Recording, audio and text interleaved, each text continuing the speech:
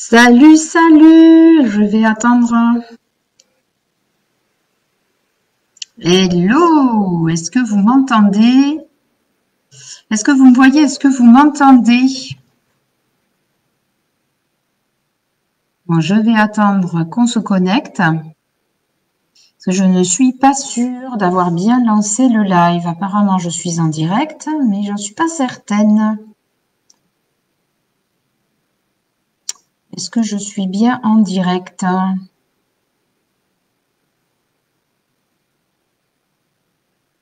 Ah, il me semble qu'il y a une personne connectée. Alors, bonjour, bienvenue.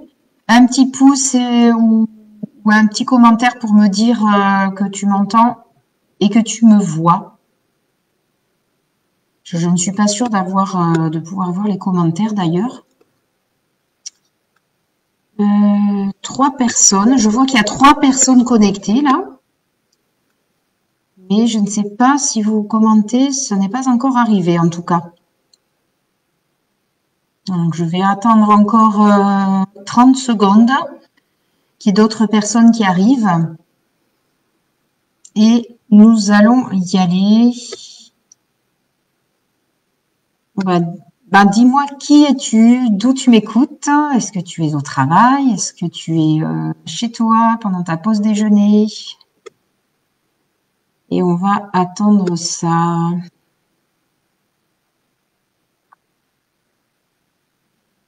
Je ne vois pas de commentaires.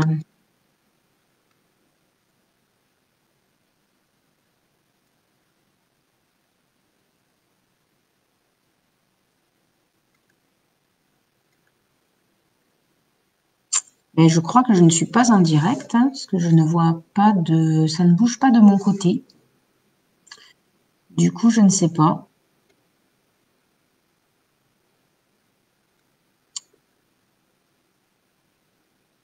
Alors, ce que je vais faire, c'est que je vais ouvrir Facebook de l'autre côté. Excusez-moi si vous patientez, mais je veux être sûre. J'ai l'impression qu'il y a des personnes qui m'écoutent là. Alors, mais comme je n'en suis pas certaine, on va vérifier tout ça.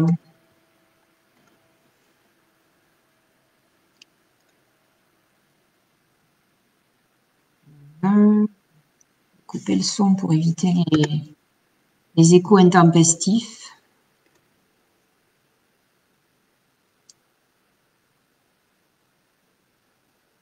Alors, voyons voir. Qu'est-ce qui se passe? Apparemment, je suis en direct. Apparemment, je suis en direct. Donc, ça a l'air de fonctionner. Donc, je vais commencer. De toute façon, ah oui, ça y est, je vois un commentaire. Super. Bonjour, Brahim. Donc, c'est parfait. Donc, je vais y aller.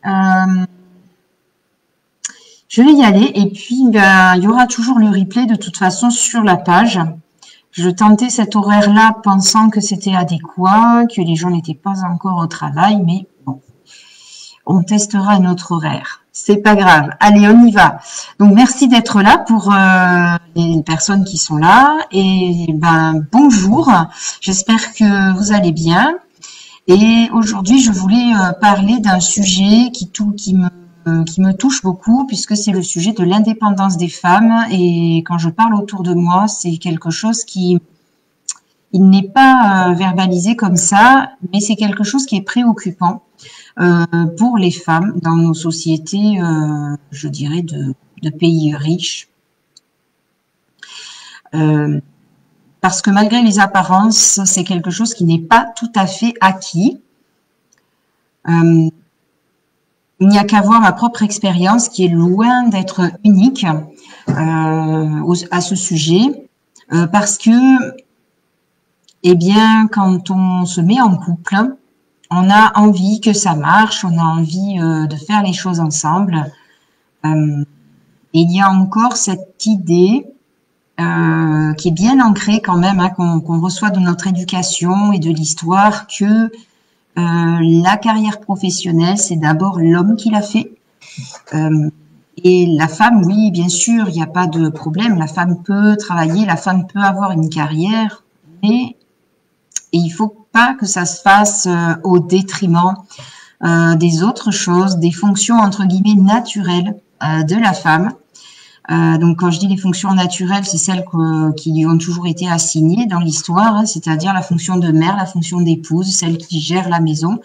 Et cette fonction-là, les femmes ont là ancrée en nous, c'est-à-dire que dans ma propre expérience, jamais j'ai été éduquée dans le sens de il faut que je reste à la maison ou quoi que ce soit, mais je me suis en quelque sorte auto-censurée pour justement avoir l'unité familiale que je souhaitais. Et donc, je n'ai pas réellement eu la carrière avec les ambitions professionnelles que j'aurais voulu en étant jeune, parce que justement, ce qui était important pour moi, c'est la famille, les enfants, le couple. Et à aucun moment, il n'y a eu cette... ça s'est fait de manière tout à fait volontaire et comme si c'était normal, en quelque sorte, comme si c'était normal. Or, à aucun moment, il n'y a eu de la part donc de mon compagnon comme une réflexion en disant eh bien pourquoi ne pas se relayer sur la gestion de la maison, sur la carrière, pour que chacun y trouve un équilibre. Et je pense que même s'il y a des couples qui fonctionnent comme ça aujourd'hui, et j'en suis ravie, plus il y en a et mieux ça sera. Ça veut dire que ça évolue dans le bon sens, mais il y a encore énormément de femmes, notamment celles de ma génération et plus anciennes, qui ont encore ce réflexe.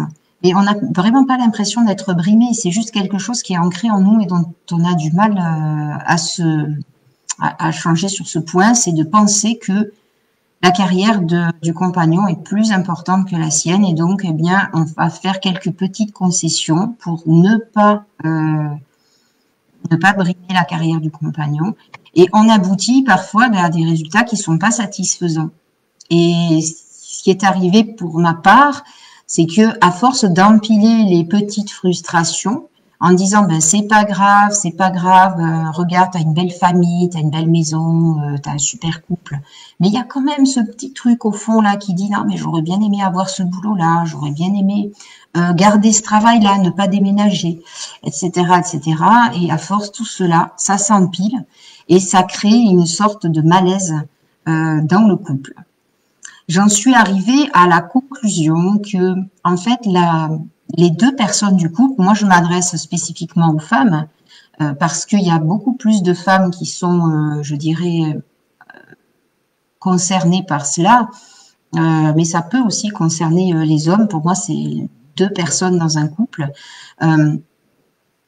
Chacun doit trouver un équilibre entre sa vie professionnelle, sa vie de couple, sa vie de parent, sa vie de personnes, je dirais, hors profession, les loisirs personnels, etc. Et si on n'a pas un bon équilibre avec tout ça, il y aura forcément quelque chose qui, un jour, va ne pas fonctionner. Et ce que je pense qu'aujourd'hui, ce qui fait que il y a beaucoup plus de séparation de couples, c'est que on ne reste plus avec quelqu'un par obligation, par statut social. On est avec quelqu'un parce qu'on se trouve des affinités. Au début, avec l'amour, la passion, on supporte des choses, on prend sur soi et au fur et à mesure, eh bien, quand la passion disparaît, on supporte beaucoup moins bien les petites concessions qu'on fait et ça devient une accumulation de choses. Et je dirais que quand l'amour n'est plus là, c'est là où on a des couples qui explosent. Et donc, ce qui est important, je pense, pour vraiment réussir, être heureux, épanoui et réussir un couple sur la durée, c'est d'avoir chacun une vie en tant qu'individu qui soit équilibrée. Et c'est seulement si on est équilibré seul qu'on va avoir un couple qui va fonctionner, où chacun d'ailleurs est équilibré seul. Ma propre expérience me parle de ça, puisque moi j'ai fait des études, j'étais, on va dire, promise à une belle carrière, cadre, dans une entreprise, dans plusieurs entreprises, mais peu importe. Et je ne l'ai pas fait par choix familial. Et personne n'a forcé la main. C'est moi qui ai décidé, en fait. Et il y a beaucoup de femmes qui parlent comme ça. Il y a beaucoup de femmes qui se font cette réflexion-là en disant, bon, ben, c'est pas grave, je m'arrête, je prends un petit congé parental, ou je vais prendre un temps partiel pour pouvoir m'occuper des enfants parce que ben, mon mari ne peut pas le faire parce qu'il travaille beaucoup, il a un poste important, etc. Et tout ça fait que finalement, la femme n'accomplit pas son épanouissement professionnel. Donc, je vais conclure ce mini direct, parce que c'était juste 2-3 choses, hein, comme je l'ai mis dans le titre, 2-3 choses sur l'indépendance des femmes. Ce que je voulais partager là, c'est que si tu m'écoutes là et que tu te poses des questions et que tu as l'impression d'être heureuse, mais qu'il y a quelque chose en toi qui te dit j'ai raté telle et telle opportunité, j'aurais pu et je ne l'ai pas fait pour préserver la famille, pour être bien dans le couple. Pose-toi les bonnes questions et ne laisse pas passer les choses, ne laisse pas pourrir quelque chose qui te dérange. Et si tu veux tout avoir, parce que c'est parfaitement possible de se dire j'ai un couple très épanoui, un couple avec de la complicité et j'ai une carrière professionnelle et j'ai une relation avec mes enfants qui est au top. C'est possible de l'avoir parce que la famille, ça se construit à deux. Je crois que c'est ce qui fait que l'époque maintenant, c'est celle-là, c'est que la famille, ça se construit à deux. Il n'y a pas de rôle prédéfini. Le père fait ci, la mère fait là. Ça dépend des sensibilités de chaque personne. Et la famille se construit à deux et ça doit être un vrai partenariat équilibré. Si ça ne l'est pas, eh bien, il y aura toujours un des deux qui se sentira le sacrifier ou le léser. Et quand tu auras un petit peu de tension dans le couple, c'est des choses qui vont ressortir. Souvent, les hommes vous reprochez aux femmes de ressortir les vieux dossiers parce que les femmes ont de la mémoire un peu moins que les hommes. Oui, c'est parce que souvent, je ne veux pas faire de généralité, toutes les femmes sont différentes, mais souvent, on prend sur soi en se disant que c'est une concession qu'on fait par amour et au bout du compte, au bout d'un moment, la coupe est pleine et il suffit d'un petit incident pour faire ressortir les vieux dossiers. Donc, je pense au final que le dialogue est super important dans le couple et que pour arriver à ce que chacun des personnes du couple, et particulièrement la femme, elle ait cette indépendance qui lui permette de s'épanouir sur tous les plans, il faut que ça soit clair, que nous exprimions nos besoins vis-à-vis de la personne qui partage notre vie pour que ça soit clair. C'est-à-dire que ça ne pourra fonctionner que si la personne, elle est en accord par rapport à cela. Sinon, eh bien, ce n'est pas la bonne personne, tout simplement. Et si actuellement tu es une femme et tu es heureuse en couple, mais il y a une petite frustration au niveau professionnel, engage le dialogue avec ton compagnon et parle clairement, prenez le temps de discuter. Je suis sûre qu'il y a moyen d'éviter que le dossier grossisse et qu'un jour il explose à la figure.